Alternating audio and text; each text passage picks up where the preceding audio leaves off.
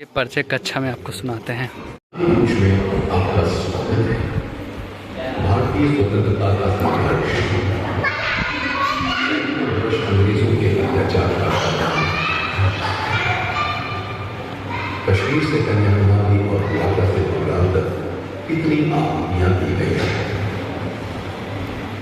रानी लक्ष्मीबाई को झांसी से अलग किया तो बहादुर शाह जफर को बंदी बना दिया और उनके दो बेटों को कारावास में ही मार दिया गया। बाजीराव पेशवा द्वितीय के दत्तपुत्र नाना साहब को सत्ता से वंचित कर दिया और जबलपुर के राजा शंकर शाह को कोर्ट से काबू कर निर्दयता से उड़ा दिया। ब्रिटिश सरकार ने मंगल पांडे और अन्य भारतीय सिपाहियों के धार्मिक भावनाओं को ठेस पहुंचाई। जब सिपाहियों ने विरोध किया तो ब्रिटिश सरकार ने उनको फांसी पर चढ़ा दिया। क्रांतिकारियों को कैदी बनाकर उन पर यातनाएं बरसाई जाती थी और आखिर में उन्हें तोपों के मुंह से बांधकर उड़ा दिया जाता था।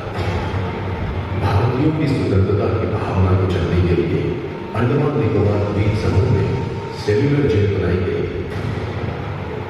जहां भारतीयों पर भयानक जुल्म ढाए जाते थे। इस जेल को लोग कालापानी कहते थे। यहां कितने ही भारतीयों को फांसी की सजा दी गई और कितने ही मर गए, इसका रिकॉर्ड मौजूद नहीं है। अमृतसर के जलियांवाला बाग नरसंहार को भारतवासी कैसे भूल सकते हैं। ब्रिटिश फौज का कमांडर ब्रिगेडियर जनरल टाइलर और उसके सैनिकों ने बिना किसी चेतावनी के गोलियां बरसानी शुरू कर दी। 10 मिनट तक गोलियां बरसाते रहे। 1650 नाम गोलियां चली और 379 लोग मारे गए। इस नरसंहार में 1137 लोग घायल हुए। कई लोग अपनी जान बचाने के लिए कुएं में कूद गए। बाद में कुएं से 120 शव निकाले गए। सालों की गुलामी और अत्याचार के सामने महात्मा गांधी की अगुवानी में भारत ने अहिंसा और सत्य के शस्त्र से अंग्रेज सरकार के सामने आंदोलन और सत्याग्रह आरंभ किया, जिसमें दांडी कूच सत्याग्रह इतिहास में सिरमौर है।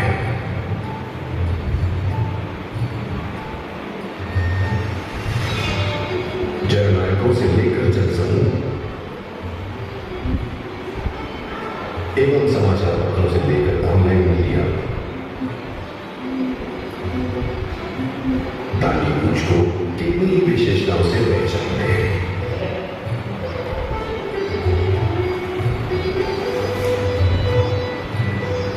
भारतीय स्वतंत्रता के लिए सबसे असरकारक एवं आधारभूत आंदोलन कहो अथवा विश्व द्वारा देखी गई अनेक क्रांतियों में से सर्वप्रथम भारत जैसे वैविध्यपूर्ण देश में बसते करोड़ों लोगों को एकता के साथ बांधने वाला भारतीय आंदोलन कहो अथवा विश्व में अनेक देशों को रणभेद की जंजीरों से मुक्ति दिलाने वाले आंदोलनों के लिए प्रेरक वैश्विक आंदोलन। नवंबर आयकर कानून के विरोध में महात्मा गांधी के नेतृत्व में 80 सत्याग्रहियों का नमक सत्याग्रह कहो अथवा जिसके साम्राज्य में सूर्य कभी अस्त नहीं होता था, ऐसे शक्तिशाली ब्रिटिश साम्राज्य की नींव में जिस कूच द्वारा महात्मा गांधी ने धूल लगा दिया था, ऐतिहासिक तवारीख। पदयात्रा के साथ चरखा काटने के स्वदेशी की समझ एवं अंधश्रद्धा तथा व्यसनों का त्याग करने का संदेश देने वाली संदेश कूच कहो अथवा देश में प्रत्येक घर में युवाओं में स्वराज प्राप्ति के लिए निकाली गई स्वतंत्रता यात्रा। अस्पृश्यता निवारण, स्त्री उन्नति, ग्राम सफाई, कौमी एकता जैसे मुद्दों के लिए परिवर्तन कूच अथवा महात्मा गांधी ने स्वयं कहा था वह धर्म युद्ध। एक नहीं अनेक आयामों एवं परिणामों को दांडी कूच के पश्चात देश एवं विश्व ने देखा था।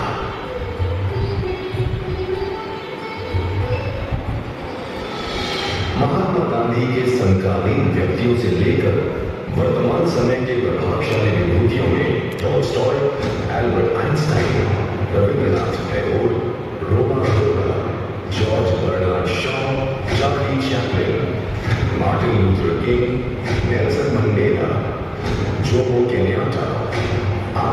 सूची, Dalai Lama, John Lennon, Bob Dylan, Philip Glass, Pearl Buck, Louis Fischer, Richard Attenborough, Steve Jobs, Barack Obama इत्यादि असंख्य लोगों ने महात्मा गांधी के जीवन और संदेश तथा दांडी कूच सत्याग्रह से प्रेरणा प्राप्त की है। सन 1929 में लाहौर के प्रांगण में आयोजित कांग्रेस के अधिवेशन में पूर्ण स्वराज प्राप्त करने के संकल्प पत्र के साथ लड़ाई की बागडोर महात्मा गांधी को सौंपी गई। उस दरमियान ब्रिटिश सरकार ने नमक पर 1400% आयकर डाला था, जो देश के सभी वर्ग के लिए अत्याचार था। महात्मा गांधी ने पूर्ण स्वराज हेतु नमक पर डाले गए इस आयकर को नाबूद करने के लिए सत्याग्रह का ऐलान कर दिया, जिसमें उस समय के प्रत्येक राष्ट्रीय अग्रसरों का उसमें उत्साह दिखने में नहीं आया था। लेकिन संकल्प से प्रतिबद्ध महात्मा गांधी ने सत्य एवं अहिंसा के मार्ग पर सत्याग्रह करने का निश्चय कर लिया।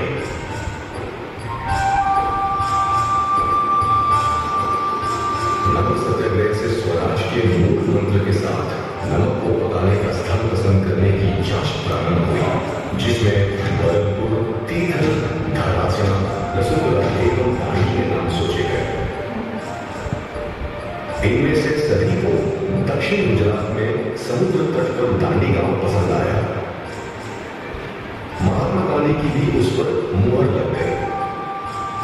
स्थल की पसंद के बाद 80 सत्याग्रही सैनिक चुने गए, जो समग्र कूच के दौरान अनुशासन में रहकर कठोर नियमों का पालन कर सके और आत्मबल वाले लोग। इन सभी की पसंद महात्मा गांधी ने स्वयं की थी।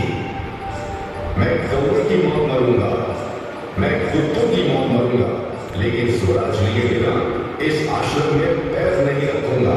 महात्मा गांधी ने अपने प्रवचनों में इस वाक्य को प्रसारित किया। जैसे ही दांडी कूच प्रस्थान का दिवस समीप आने लगा, वैसे महात्मा गांधी सभी को आगे बढ़ने के लिए प्रेरित करने लगे।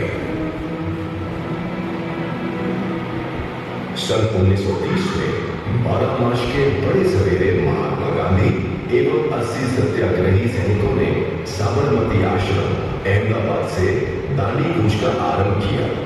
ब्रिटिश सत्ता का नामशेष करने के लिए एक महान विभूति के नेतृत्व में इतनी बड़ी सत्याग्रही सेना को देखकर लोग जय जयकार करते थे।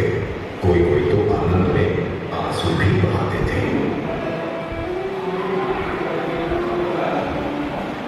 24 दिवस 390 किलोमीटर एवं अनेक गांव से गुजरती हुई दांडी कूच दिनांक 5 अप्रैल 1930 के रोज दांडी आ पहुंची। महात्मा गांधी का निवास सैफी विला में रखा गया था। उस दिन पर महात्मा गांधी ने विश्व प्रसिद्ध संदेशा दिया।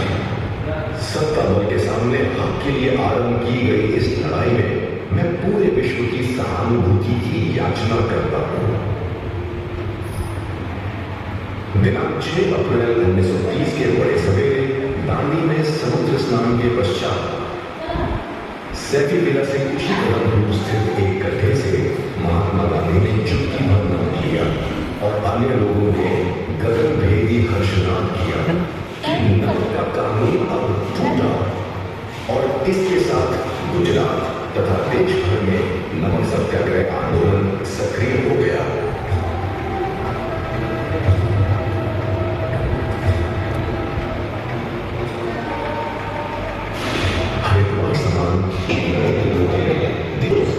तो परिचय हो गया दोस्तों, चलिए अब आपको आगे दिखाता हूँ।